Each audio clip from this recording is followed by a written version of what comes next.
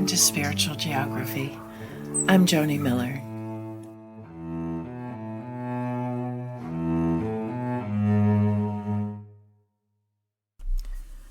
Do you ever feel as if you're on an endless amusement park ride where you fear for your life, health, and sanity? That's how I feel when I watch the news. I see the destruction by weather events, be it flood, fire, or tornado, and observe the hate and vitriol expressed by ordinary people at their neighbors, and witness the ceaseless commentary trying to project outcomes in a divided political environment.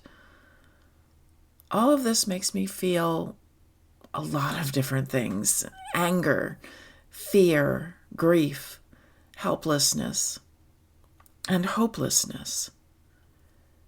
Can you relate? I just want to get off this wild ride that is our current reality and onto steady ground. And maybe get some ginger ale to steady my queasy stomach. Anger, fear, and grief don't worry me. I can work through those emotions to get to the other side healthier and more peaceful.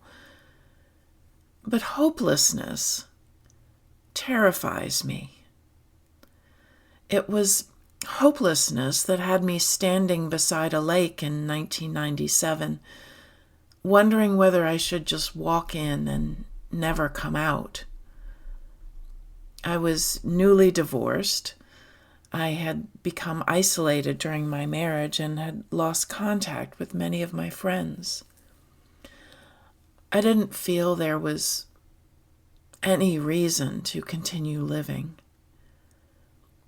Just then, as I was completely immersed in hopelessness, a faint breeze brushed against my cheek. I don't know what it was about that breeze that broke through to me. Maybe it was merely the physical sensation that brought me out of my head and back into my body. I shuddered as if I was coming out of a fog and turned around and went back to my car. I've never come close to feeling as hopeless as I did that day. Part of the reason may be that any time I start to feel hopeless, I try very hard to work through the emotion. Feeling hopeless brings me too close to that scary moment when I thought life would be better without me in it. So I've found ways over the years to get through hopelessness without brushing aside any real issues that may have precipitated the feeling. Feeling hopeless often comes with a healthy dose of feeling as if you have no control over your future. Helplessness, maybe with fear, anger, and grief thrown in for good measure. I can't fix the world, and none of the pundits, politicians, scientists, or TikTok lifestyle gurus know how to fix the world either. And not completely. But I'm not helpless. I can choose what information I consume, sticking to fact-based information and not consuming hysteria, name-calling, or finger-pointing. I can find information that helps me know what I can do in my small way. I also can act according to my own values and beliefs, which means I can choose not to berate or deride other people. I can choose to acknowledge that everyone is coming from their own life experience and perspective. No one wants to believe that they have been fooled or are making bad decisions. We are each the hero in our own story, so we often have to ease into understanding and accepting our mistakes. What I want from others should be what I want to give to others. I want to be understood, to be forgiven for my blunders and missteps, and accepted as someone worthy of existing. I choose to attempt to give that to others, including those who have hurt and rejected me. My best antidote for working through hopelessness also helps with anger, grief, fear, and helplessness. Using the concepts of loving kindness meditation from the Buddhist tradition, strengthen compassion towards myself first, then send that loving kindness to those close to me, and finally sending that loving kindness to everyone. It can be a simple process.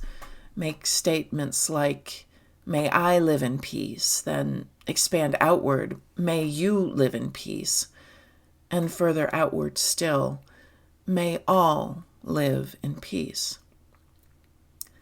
The first step is to look at what you want for yourself. So what do I want for myself? I can use Maslow's hierarchy of needs. I want to have good food and clean water, good health, a safe place to call home, work that fulfills me, deep friendships that sustain me, to be loved and accepted for who I am, not having to put on a mask to gain superficial acceptance, to be authentically me, using my gifts and talents, to have my feelings acknowledged as important, to be understood and forgiven for my errors, still worthy to be here, precious in my unique humanity. And I want to live in a world where this is true for every single human being, to be loved and fully valued, to let them know they matter and what they feel matters. Let the world be a place where it's not merely the rich that get richer, but where everybody thrives, food on every table, where people help each other, listen to each other, work to understand each other, knowing that no one has all the answers, but we are each a piece of the puzzle. And working together, we can figure out a collective solution. I don't have a magic wand to make this happen, but I know that if every human on this planet felt loved and valued, the world would look like a very different place. So my cure for hopelessness, helplessness, anger, grief, and fear is to sink into love with a loving kindness meditation. What I wish first for myself, then for others, then the world. Please join me. May I find peace every day. May I be healthy and joyful.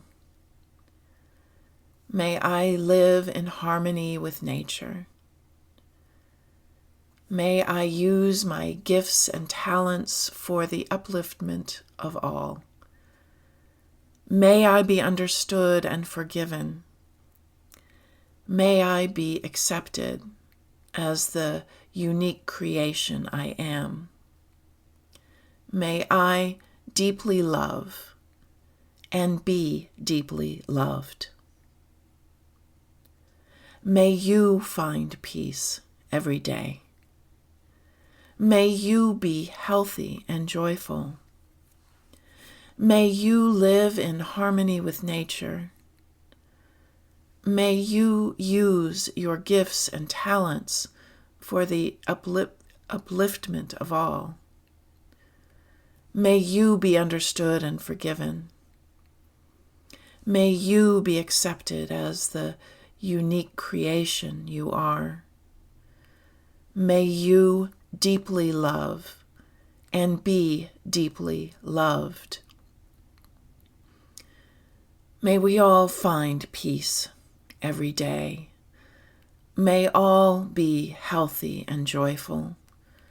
May all live in harmony with nature. May all use our gifts and talents for the upliftment of everyone. May all be understood and forgiven. May all be accepted as the unique creation we are. May all deeply love and be deeply loved. This isn't a miraculous remedy for what ails us, but love can be the most powerful magic of all. May I share love. May you share love. May we all share love. We don't understand the mysteries of the universe, but we can grow more love. Love for ourselves, love for others, and love for the infinite mystery that lays beyond our understanding.